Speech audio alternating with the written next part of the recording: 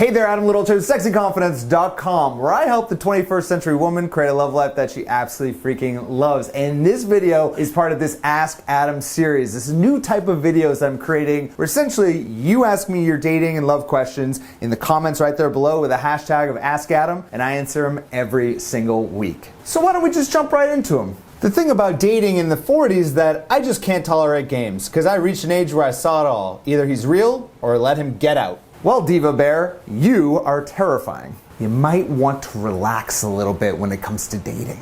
Sana Aries says, I'm 40 and worth it. Hell yeah, you are. One thing I've noticed about the Sexy Confidence community is that we have all different age groups who watch these videos, who are a member of the Sexy Confidence Club, who take any of my courses. And I'll tell you this, whether you are 18 years old or you are 78 years old, you are worth it so long as you're putting your energy and your resources into learning the best ways to be your best self. What about women over 40 who've never been married or even in a long-term relationship? What about those women who have had all the alone time in the world to get to know themselves and enjoy their single life? The women who haven't gone out on a date in a decade. Well, for starters, I want you to remember that any type of change is really, really hard, right? If you've been single for a long time, suddenly changing into getting into a relationship and dating mode can be really, really challenging. And quite frankly, humans resist change in every possible way. But you need to remember this. If you change nothing, then nothing changes. I repeat, if you change nothing, then nothing changes. So sure, if you're happy with being single and you want to be single for the rest of your life, look, I'm not here to judge, I understand.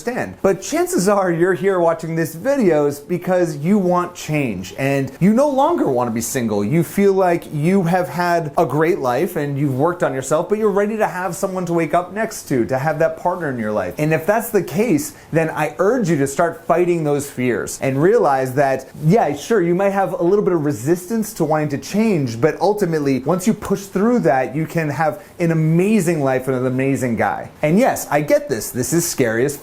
Yes, it's scary, it's different. You will get rejected. You will meet guys who are not necessarily the best people in the world, but you will at the same time meet some amazing people and you'll get to know yourself even more than you were ever getting to know yourself back when you were single. And nothing worthwhile is ever easy. I remember back when I was single 10 years ago and I was out of a brand new relationship and I had absolutely no idea what I was doing when it came to getting out there and meeting women. And I knew that something had to change. I knew that what I was doing wasn't working. I knew that I wasn't happy. So I decided to, rather than kind of, feel my way into dating, I decided to go all in. I set a goal for myself to talk to a new woman every single day until I met a woman that I really liked or finally got an amazing date. And as you might imagine, the first couple days were really hard. But the more that I did it, the easier that I got. And quite frankly, if I had never done that, then I wouldn't be here right now. I wouldn't be on camera. I wouldn't have lectured at over 300 schools across the country. I wouldn't be doing this job. So if you've been single your entire life and you've never really had a real relationship, realize, first off, you are going to be okay. And secondly, realize that just start taking those baby steps. Go out to a singles event that doesn't really intimidate you that much. Spend 3 minutes creating an online dating profile and just get a feel for who's out there. And if you get some messages, accept the message and maybe go on a date. Don't have these massive expectations for what dating really is at this point. Just get a feel for it a little bit. And as you get more comfortable doing it, as you get more comfortable going on dates, you'll get much more comfortable with the idea of being in a relationship. Next question is from Gigi. Hi Adam, what would you say or do when being intimate, he calls you the wrong name? I will say this. I've never been with a woman myself who called me the wrong name. But if that did happen, I will tell you this. I would be so grossed out by the thought that she was thinking about another guy, or even worse, she thought I was someone else, that I would never, ever want to talk to her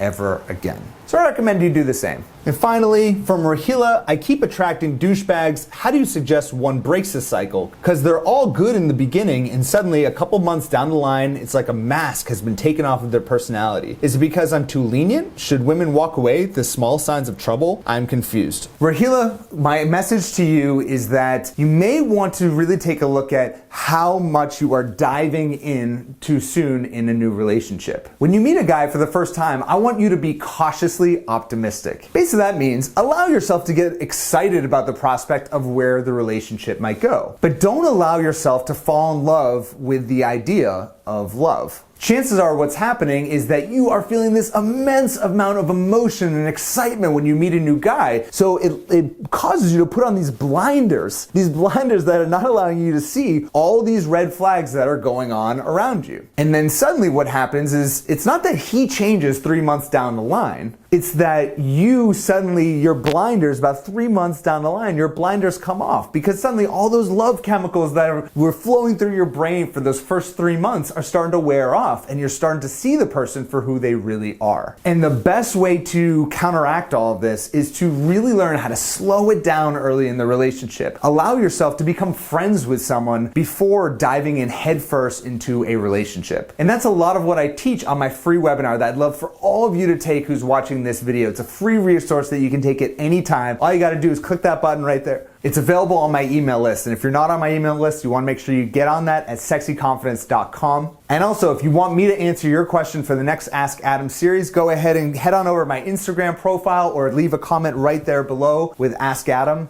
and next week I will try to answer your question. Thank you so much for watching, and I'll talk to you, you sexy single lady, next week. Bye-bye.